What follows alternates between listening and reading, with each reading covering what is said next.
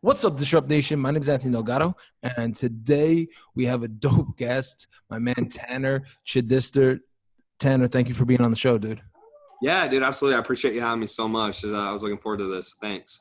So you are a serial entrepreneur. You have a seven-figure fitness business, and we were talking off camera how you've scaled up really quickly. Like all this has happened in the last 18, 24 months. Yeah. I guess it's relative though, right? Because I mean, I'm sure there's someone out there who I see Alex Hormozy. I don't know if you heard of him, but that dude went 0 to 30 in 18 months. So I'm kind of seems fast, right? But then you see him, I'm like, oh man, I gotta move faster. But yeah, it's been pretty fast. Definitely. But I mean, I guess it's probably 5 or 10 years in the making of failing and tripping and falling and you're just about to quit, right? There's that meme where the guy's digging for gold, right? And he's right here, and it's right on the other side, and then he turns around. So it's let's talk about that. Let's talk about before you kind of figured it out. What were some of the struggles that you were going through? Yeah, man. I mean, so it took me I left school, so it was actually crazy. So I was studying petroleum engineering at Texas A&M, so that's pretty prestigious school in the U.S. for engineering, right? And so I remember just to get in, I had a 3.9, and they're like, "We barely let you in." I'm just I'm like, what? So it was coming to the final, it was my last year, and you had to make a decision, right? And I sat down with one of my mentors now, and we just had lunch, and he's like, "Hey man, what are you doing?" And I was like, I'm doing engineering, blah, blah, blah. And I'm not really that happy. He's like, well, why are you doing it? I was like, I'll make money. He's like, dude, you make a lot more money doing other stuff. I was like, well, what would I do? He's like, well, do a business. And I'm like, so it starts off with money, right? I think most entrepreneurs, I think they're being honest. It does start off with that because you have a selfish reason, right? And so anyways, he convinced me to leave school. Scariest thing in my life. My parents were not cool with it. My girlfriend thought I was an idiot. I thought I was an idiot. I mean, everyone thought it was a bad idea besides him. So I left school, and he started teaching me about click funnels and opt-ins and all these words I never heard before. Right? I'm opt-in and a sales letter and all. I was like, what? So he knew low ticket stuff. And so it being in the fitness space, if you don't have a large budget or a large following, it's very hard to monetize a low ticket product because the volume's so high, right? So I started selling a $47 product, and I remember I sold $2,000 in 2 years. I mean, it was pitiful, right? I couldn't buy anything. And then I remember the shift these last 18 months, long story short, is just going through I was living in a crappy apartment, had a horrible car. I was working as a server. I did door-to-door sales. I mean, these were jobs I didn't want to do, but I just kept doing it because I knew that was the best way for me to spend the rest of the day working on my business. And so, it sucks. You're making $2,000 a month, and you could be making 6 figures. You start to doubt yourself after a while, right? I almost quit 5 times. Going back to what you said, I called him about 5 times. Dude, I think this is it. I can't take another day. I can't even take a girl on a date without freaking out what she orders, right? I was like, you got to get a salad. You can't be getting steaks and stuff, that type of stuff. So, it just finally got to the breaking point, and then I just remember. I met someone, and they basically just said, hey man, why don't you sell your services for high ticket, $1,500, $2,000? And at that time I didn't even know what high ticket was really. I'd never heard of that before. I was like, high ticket? Yeah, high ticket. So I remember the first week I made this switch, right? I took all my selling experience and all my failures, all the stuff I've learned, I've been serving. So I was really good with people. I remember my first 4 calls, I closed, 10 G's in a week. And, at that point, that was more than I made in 3 or 4 months. And so I thought, I was like, you gotta be kidding me. And I was actually kind of upset because I was like, man, if I had done this 2 years ago, I'd already be here. Yeah. So for sure. I said, hindsight's 2020, but when I finally figured out people would pay that kind of money for a quality service, I was like, all right. And then from there, that's when I just started scaling really fast because I had the proof of concept. I'd done sales before. So once I realized that, it was just getting more leads, right? A lot of people, they think it's as easy as turning on an ad, but it's no, you have to have the proven concept. You have to make sure the model will sustain that type of influx.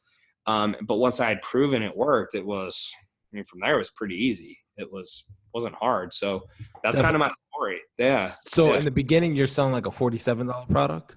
Yeah, man, it was bad. Like because you just like you have to have so much volume. So I'd see guys like Greg O'Gallagher and Bradley Martin and Steve Cook, and I say this to guys who potentially work with me. I'm like, those guys are doing stuff that 99% of us can't do, or we're not in the position to yet. So it's only until about 5 days ago when I was talking to you about the guys I'm working with now that conversation started to happen. But now I got a big team, I got a massive budget, and we can support a low ticket offer. But well, and it could almost be a loss leader, right? Like Walmart does that. They sell a T-shirt for $5 that costs them $4.99. They make a penny, but they're making most of their money because you're going and you buy other stuff, right? yeah, and you know how it works. If someone buys something once, they're more likely to buy something else. I mean, those types of customers are way more beneficial than someone who hasn't bought anything. I mean, they're way more likely to buy than someone who's never bought anything before. So, yeah, 100%.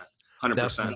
And at the same time, when something has a higher value, people value it more, right? So you almost could have sold the same product for 47, but you tell someone it's $1,000, they're like, oh wow. Well, listen, it's $1,000. We're gonna give it to you for 500 on sale or whatever it is, and they're more likely to buy it because $40 is like, oh, it's crazy. It's crazy. Yeah, like you said, like literally, it could be I even tell trainers, I'm like, you're probably just as good as trainer as me, but why do I make more than you? It's all perceived value, and I get more leads, so I get more calls, I get more sales. That's it. And it's really that simple. I mean, I agree with you, and it's crazy, but yeah, I mean, you want to give a good service, but end of the day, it's like I 100% agree with you that people will just hear that and they're, oh, well, that must be a lot better. It's like, okay, and it may or may not be. You want to make sure if you're charging that much, it is a good service. Otherwise, I think it will come back to you. But yeah, I mean, I thought I put my heart and soul in that $47 program, and then ironically, that's not what people wanted. They wanted the 15, 2,000, 3,000, 4,000, those types of programs. So, well, I think the other thing that I've been realizing myself too is when you charge a higher ticket, you have the ability to provide a better product, right? Like I'm not going to want to get on the phone with you for a $20 product. That's the other thing. I 100% agree. Like I mean, it won't pay the bills, and if it doesn't pay the bills, you can't do it. Same thing with like a trainer. If a trainer comes to me and I'm charging them a bunch of money, I'm like, listen, man, I got 7 different coaches who can help you. We got different specialists. We got this, we got that. I have to pay everyone. So I can't charge you $50 and do that. You got to pay me more money so we can afford it. And I agree with you. And so, that sometimes I've even told guys that's a red flag to me is like, if I talk to a guy and he's like, well, I'm doing everything and this and that, and he's saying he has a big business, I'm like, that doesn't add up because I know what the margins are because I'm doing it now. So a lot of times that won't add up for me. So, you're 100% right. Like I agree with everything you're saying. So let's talk a little bit about now when you began to scale, right? Let's talk about the first high ticket sale. How much was it? What did you include? Did you kind of make up the product as you went along? Like, did you just test it, or what was that first sale like? No. So my first sale ever was $1,500 it was 4 months, $1,500. They got, nutrition, training. They got unlimited one-to-one contact with me. So like I kind of added as much as I could. Like I wanted to like give as good as I could. Right. And so I had an app that they would use to have their training and their workouts. And like, I give them their meal plans and they could hit me up anytime they want. We do like a weekly check-in where they'd send in their stats. Like I'd give them updates. And so it was pretty good, but I just started pushing the price very fast because I've been in sales for 2 years. And, to me, if you can do door-to-door sales, you can sell anything. That's the hardest thing on earth to sell. I mean, that's literally cold, like as cold as it gets. So I was very confident because these people actually wanted my service. I was like, all right. So when I hit 15, I went to 2. And then I hit 2 and I went to 25. And then I hit 25, went to 28, went to 32. And then I've gone all the way up to about 6,000. And I've realized that, you start going past 25 or 32 for a fitness deal, it's very difficult because, as you probably know, B2C is very different. And I've learned that from seeing it, and then also selling B2B is like financial ROIs are easier because it's looked at as an investment instead of an expense. If someone makes $40,000 a year and you ask for $3,000, they're like, bro, that's like 8% of my income. Like, no. So it's definitely has to be a lot more targeted. You have to have a higher quality person. And, again, you do have to have a lot more perceived value because there's guys selling $47 fitness plans. So if you're going to get them to pay $3,000, you better be convincing. So it definitely takes a lot of skill to do. But overall, for a beginner, high ticket is the best thing to do because it takes less skill overall, I think. Definitely. So you started doing the high ticket, and then how were you acquiring customers? Is it Facebook advertising? You're running ads and Yeah, then qualifying them and then getting them on the phone? yeah, man. So I started running a lot of ads. Were you building the funnels yourself too? Were you like, dude, I'm doing it all? Like, because at this point you're not making any money yet, right? Yeah. So, and that's the thing that I try to teach guys too, is like the low ticket model. It's not that it's impossible. It's just that it takes so much skill. And if you can't test it with a big enough budget and you don't know what's wrong, you know something's wrong, because if it's not converting, well, it's like, this isn't working, but what's not working? And so a lot of times you have to pay a bunch of experts or copywriters or funnel builders to come in. And if you're making 2,000 a month, you can't pay for them. So what what you said, I've done everything from scratch. And so that's been one of the big benefits too, is because now that I've started helping other trainers, I'm probably one of there might be someone out there, I'm sure there is, but I literally haven't met someone yet to where I feel they've built a 7-figure high ticket fitness business and they did every single thing themselves. Like, I ran all the ads, I did all the traffic, the copy, the funnels, the emails, the fulfillment, everything. And so, and then, I started building a team, but that's what's been a huge benefit for me, because like, I can't get screwed over by anyone, because when I outsource, I'm like, yo, here's my numbers. If you don't hit my numbers, like, you're gone, because I know what they should be. And a lot of guys, they're very unwise with that. I think they'll outsource stuff and they don't even know what their numbers are. And I'm like, dude, that guy could literally be telling you he's doing a good job, but he's not. But yeah, to answer your question, I think I always go on these tangents. I apologize, but yeah, to answer your question, I did everything. So it was, I've learned a lot, man. I've learned a lot of stuff. Yeah, I have this shirt. We actually sell them on Amazon, and it says Chief Executive Marketing Operations, and then they're all crossed out and just says Everything Officer, right? Yeah. Because that's what it is, right? You're doing the marketing, you're doing the sales, you're getting on the phone calls, you're recording the videos, you're the creative director, you're like just everything. Insane, man. It's insane. And so now what's fun is when you start growing, you start realizing like you can't do that. And it's so much more fun, because like you get to a point, like at least I did, I felt so overwhelmed. And then like you get like a coach who comes in and does fulfillment. And then it's like a big, like, like exhale. And then you start getting like 6 phone calls a day, like I was telling you. And then you get a sales guy and then it's like, exhale. And then that's kind of how you grow. And so I kind of wait till the last second to hire personally, because if something happens or goes wrong, I don't want to bring on a guy with a salary or whatever, and then I immediately have to fire him. So it's been super helpful to do everything, because then if my employees or my workers or my team's not performing, I know exactly what the problem is. I'm not guessing. So I'm glad I did it that way, to be honest with you. That's awesome. Yeah. So walk us through your first high ticket funnel. Work us through like the technical, like how much money were you spending in the beginning? You're still working a job as a waiter, you said? No, so like but I made that first week at 10K that I told you about, and that was organically. And so I literally went to high ticket. I made 10K my first week and I quit everything immediately. It's like, I'm doing this. Let's figure this out. I went in, I'm like, I'm done. I'm out. Like because at that time my bills were about $1,500 a month. I was like, dude, if I don't make another sale for the next like 6 months, I'm good. I'm good. Yeah. So in my head, I'm going, this is my time to like see if I can really do this. And then it just started going like this. And I started hitting 30 to 50K months, but I was working. I mean, dude, I'm a workhorse. So like when people hear that, they're like, how? But I mean, I'm working 12 hours a day in the DMs, posting groups. Like I was all over the place, right? Messaging all my followers, like, hey man, and I'm good at talking. So I'm very good at talking, and I've just been around a lot of people. So some things that people don't come easy to them, they come very easy to me. And I remember about 4 or 5 months in, I was hitting 30 to 50K revenue a month, not collected, but total revenue, right? So payment plans, all that stuff. And I was getting burnt out, and I started going, I'm like, I can't do this forever. This isn't sustainable, right? And that's when it clicked in my head. I was like, I got to get to paid ads, and I got to figure this out. So I started going out, started hiring a bunch of coaches. The bad part is that literally, and if this isn't true, I'm waiting for someone to correct me, but I haven't met anyone besides myself who built a high ticket 7-figure fitness business. There's a lot of low ticket, but I've never met anyone that's done a high ticket, because it's much like, if you're trying to get to like, let's say 10,000 a month, it's easier. But when you're talking about, 7 figures a year, I think it's much harder, because the amount of volume and the margins and everything else, it starts to become very difficult. because you have to pay the sales rep and the team. And then all of a sudden the numbers get out of whack.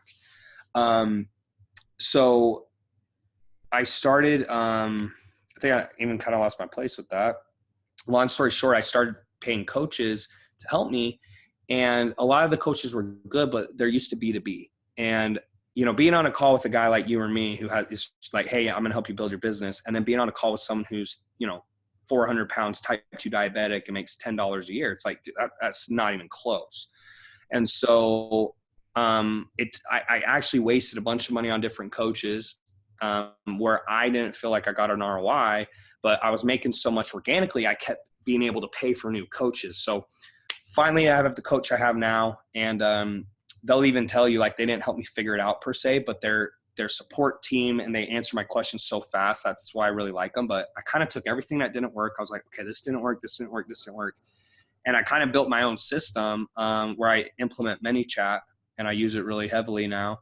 And I remember, like, I had all these people sitting there, and I made like 6 sales in a week at like $2,500. And then I was like, oh shit. And then that is when the ads started cranking.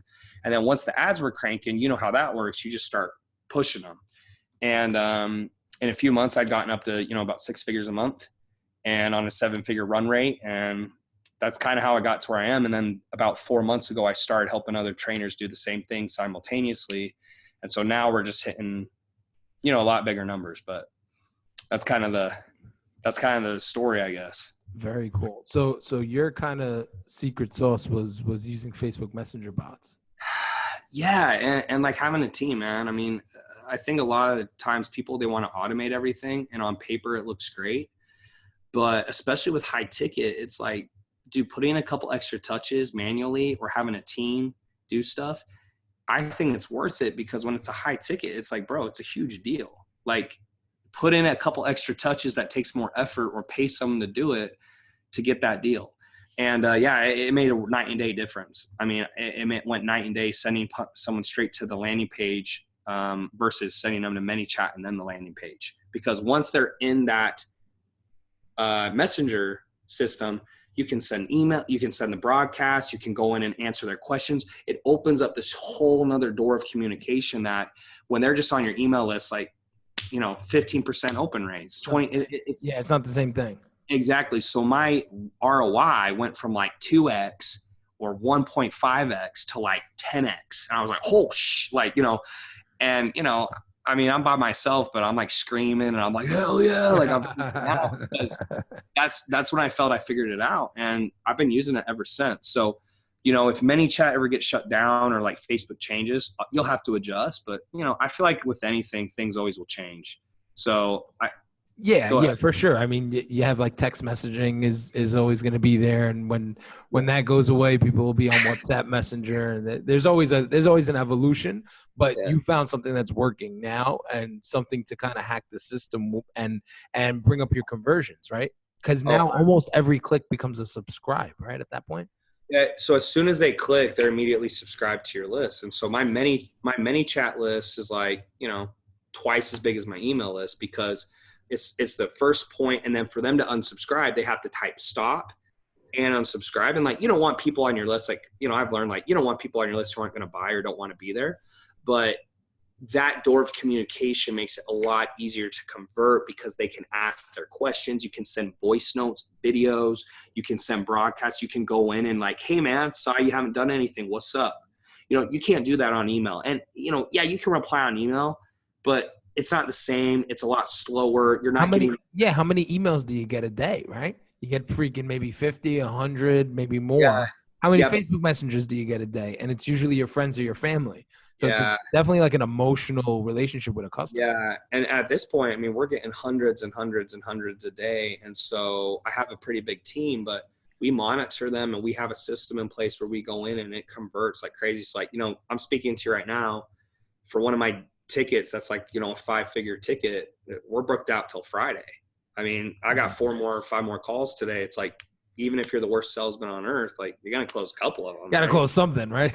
I mean, it's a numbers game. You better, yeah. Right. So, So the numbers And at high ticket, you can invest the team. You can have a whole team try to close one you sale. can spend so much. I mean, I just love high ticket because what I think it does is it takes the broke entrepreneur to an entrepreneur who has cash. And the thing that guys don't get is once you have cash, you have options. So now if I want to start a supplement company, I want to start another fitness offer, I want to start a completely different business, I have cash, so I don't have to go give away my company. I don't have to beg for someone to believe in my idea. It's like, I can do it myself. Thanks. Bye. Like, and that's what guys don't get is like, you can't start off with no cash. If you don't have cash, high ticket, in my opinion, through my experience, is the fastest way to get out of poverty or to get to where you want to go. Because once you have cash, then go do whatever you want to do. But if you don't have the cash, it's very difficult. So definitely.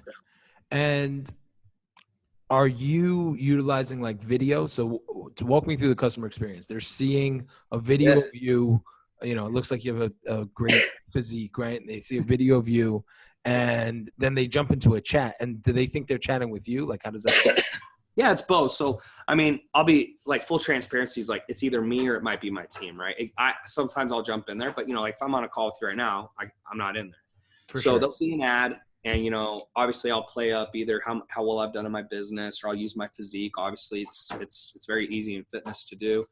And then they'll come in. We have a very specific system of what kind of questions we're going to ask to qualify them.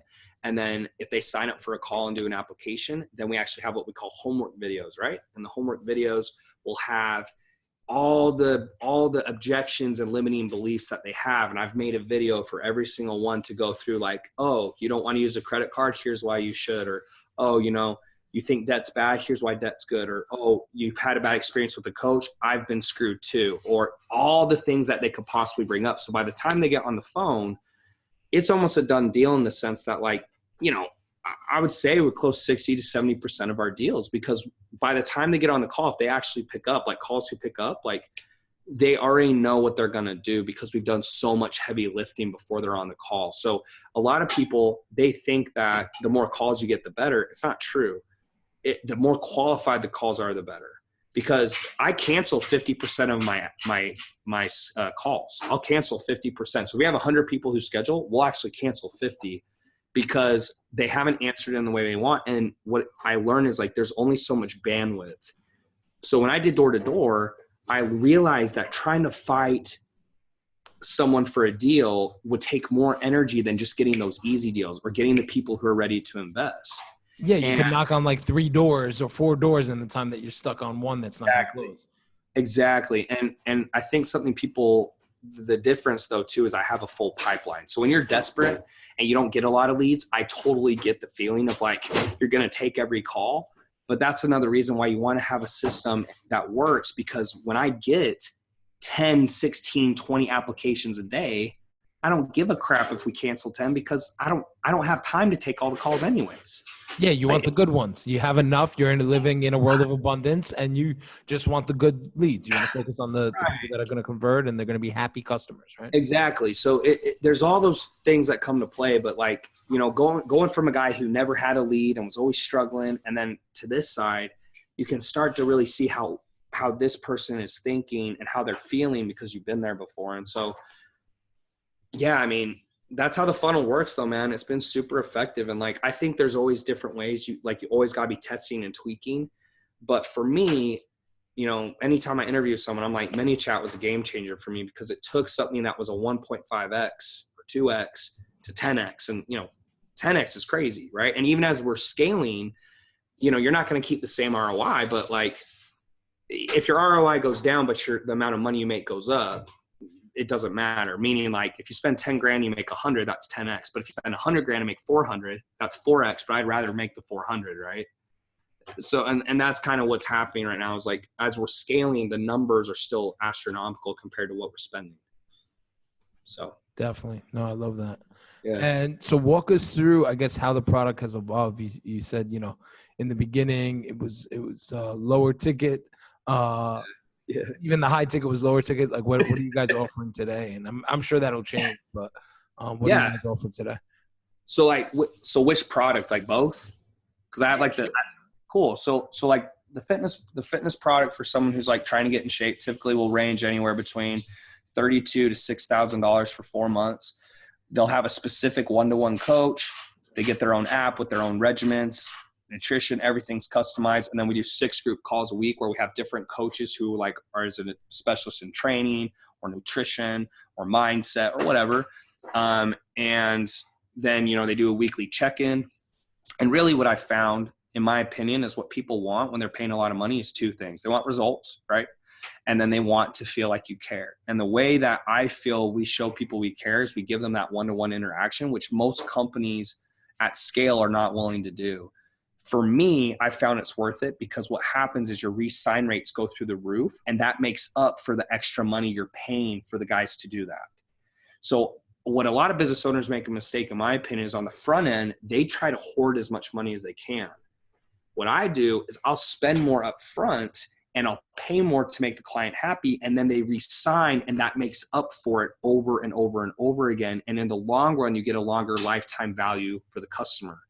And that's what guys mess up on all the time. I see it all the time. And I think people make a mistake by trying to keep their margins as big as they can, instead of, hey, lose a little bit on the front end on this client, give them some extra cards, send them some gifts, give them some extra one-to-ones, pay for the extra coaches. And then they're going to feel that you care because most companies won't do it. And then they'll pay you more. And that's been my experience. So that's the fitness offer. The Fit Pro offer, the offer for trainers, that usually ranges anywhere between about 10 to 15.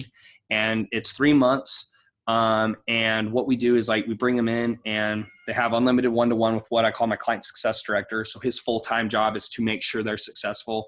And then we have an ads coach, a copy coach, a mindset coach, a messaging coach, a sales clinic, group calls every single day. If they need extra attention, we get them with that one-to-one coach. Like if they're struggling with ads, they go to the ads coach. They're struggling with copy, they go to the copy coach.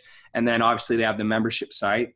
And so again, there's only one company I've ever worked with who's had that level of support where like you can reach out anytime and get a question answered, and they have all these different specialists. So I actually modeled my business after them. We don't sell the same thing, but I modeled my business after them because it's the best system I've ever had.